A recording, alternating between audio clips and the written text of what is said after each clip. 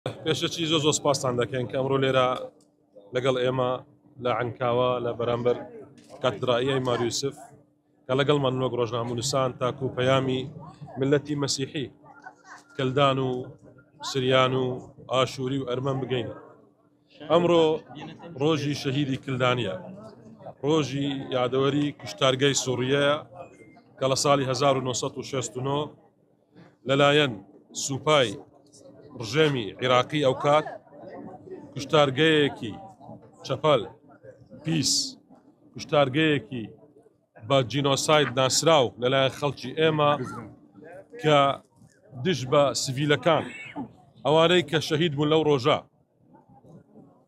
قەشەیان تێدا بوو، ئافرەتیان تێدا بوو، منداڵیان تێدا بوو، خەڵکی بە تەمەنیان تێدا بوو، مەسیحی کلدانیان تێدا بوو و هەروەها کوردی موسڵمانیشیان تێدا بوو. ئەو ڕۆژە لە بادینان لە دوهۆک خوێنی کورد و کلدان و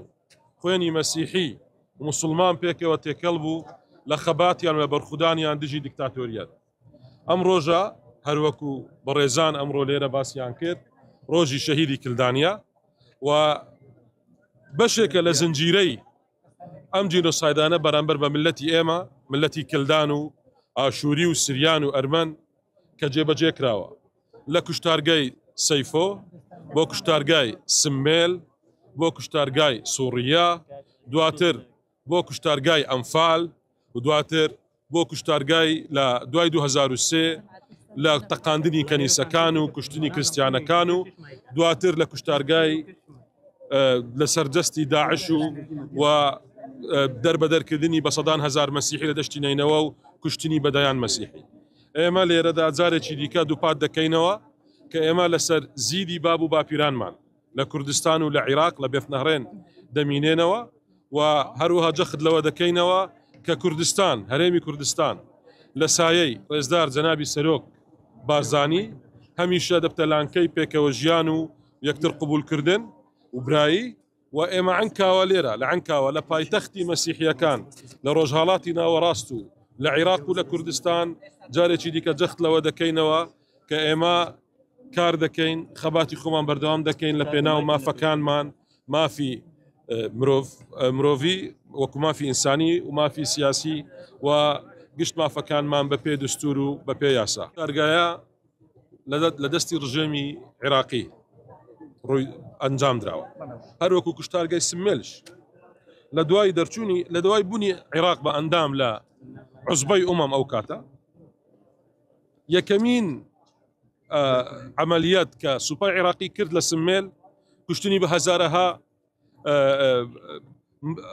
هاوڵاتی ئاشووریە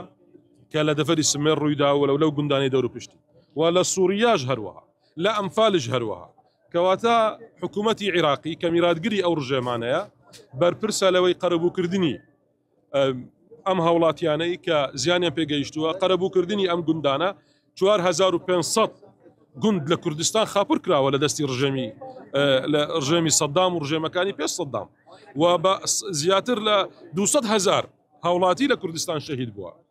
بۆیە ئێمە زۆر جار کە باسی مافەکانمان دەکەین بەڵێ مافەکانمان ئەوەیە قەرەبووکردنی ئەمفال کراوەکان، قەرەبووکردنی